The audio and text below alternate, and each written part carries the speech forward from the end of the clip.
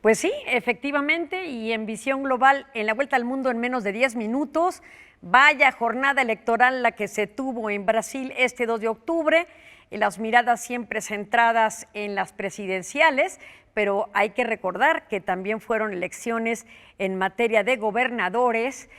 Cámara de Diputados y, por supuesto, una porción significativa del Senado. Así es que habrá que ver en lo sucesivo un análisis muy importante sobre cómo queda repartido el poder, cómo quedan las gobernaturas y, por supuesto, en el tema de lo presidencial. Aquí llama la atención la jornada electoral previa y, por supuesto, la campaña también de desprestigio, que hay que decir lo que llevó el mandatario entonces Jair Bolsonaro, referida a que quizás las elecciones podrían haber sido manipuladas, pero entonces hagamos un análisis de lo que fue esta campaña electoral. Interesantísimo el tema mediático y el uso de las redes sociales. Un presidente como entonces Jair Bolsonaro utilizando las redes con mucha destreza, más de 43 millones de seguidores que se volcaron en las redes para tratar de desestimar a los votantes de Lula da Silva. Hay que decirlo que las encuestadoras previas a la elección primero daban un porcentaje todavía hasta hacía un mes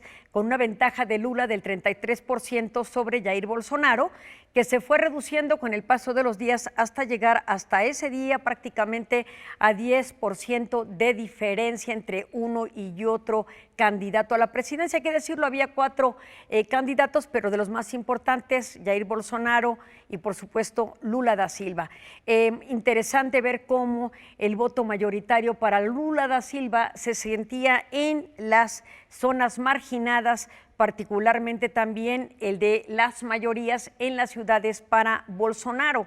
Hay que decir que la campaña que se utilizó en las redes sociales fue interesante desde el punto de vista no solamente en noticias, en fake news, sino también en toda esta jornada orientada a las juventudes que revisaban constantemente desde las redes en Instagram hasta, por supuesto, los TikToks y hasta los más adultos también echando mano de Twitter y, por supuesto, del Facebook. Ahí llamó la atención, por ejemplo, esta campaña en contra y también a favor de unos y otros en Netflix, donde llamaban las historias de Bolsonaro como Bolsaflix, en lugar de Netflix, Bolsaflix, y en el caso de Lula,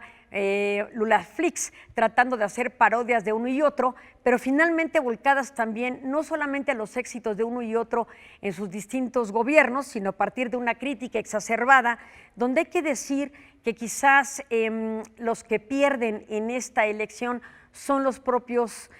brasileños. ¿Y por qué? Porque es difícil concebir que no se llegue a nuevas generaciones que puedan posicionar rostros nuevos para las elecciones presidenciales y, sobre todo,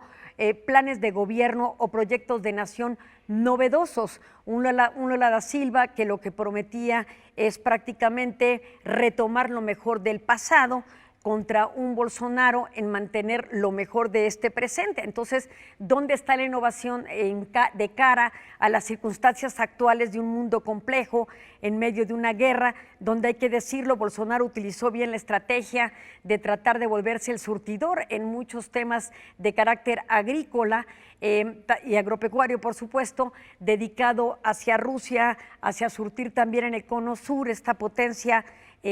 brasileña, también dirigir sus esfuerzos al cono sur, pero también generando vínculos importantes con China, con países asiáticos, retando al mundo cuando se presenta a los funerales de la reina Isabel II, donde lleva a un sacerdote de carácter evangélico, porque la esposa de Bolsonaro lo es y él también, y una serie de símbolos interesantes de una sociedad que exige un cambio trascendental para responder a las juventudes. Los más de izquierda, por tradiciones familiares, salieron a votar a favor de Lula, pero aquellos votantes indecisos y los abstencionistas, que representaban el 7% en estas elecciones, fueron prácticamente tratados de ser cooptados por una y otra fuerza, tanto por el Partido del Trabajo y la coalición que representaba a Lula, como el Partido Conservador, al que representaba el propio Bolsonaro, que hay que decirlo, la agravante que tenía en su contra era este temperamento, estas posiciones en contra de temas liberales y por supuesto un Lula da Silva que también hacía referencia a su encarcelamiento de manera injusta y por el cual fue liberado. Pero unos y otros hicieron acusaciones, fue una campaña un poco con varios tropiezos y pues en lo sucesivo veremos qué es lo que ocurre en Brasil. Mucha suerte para aquel país. Así las cosas en Visión Global.